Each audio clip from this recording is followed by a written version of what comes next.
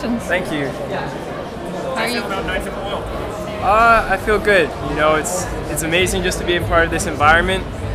It was a great run out there. I learned a lot about myself and a lot about how to race on the world stage. But I think moving forward, I gotta just expect more from myself and just use it as a learning curve.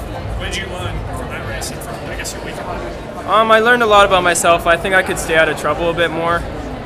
Just getting a better position, not being too antsy, and just being patient. I also learned that sometimes, even though it feels hard, like if you just give it a little bit of extra energy, it'll feel better along the road. And hopefully, I wish I was just a bit closer to those guys come 400 meters to go, but that's all. Yeah, I mean, is that just something that will come with time as you get older, you think? I mean, I can't tell now. I hope so, but just moving forward, it's just something to work on. So. Did you, this being kind of a historical race with no her going out, but did you kind of like take a second to soak in the environment? And I did after. As soon as the race was over and I was, on top of the stands over there doing the media, I just took a second to just observe, and I saw him doing his victory lap, and the crowd was going crazy, and it's just something really special. So that's when I chose to observe it, but during the race I was just focused on trying to be the best I can be.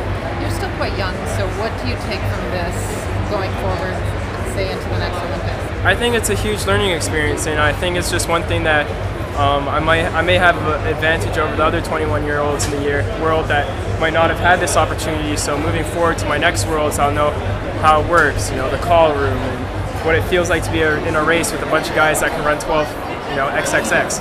So I guess that's just a big learning curve, and I'm not a junior anymore. I can't use my age as an issue, but I just want to be better for next time.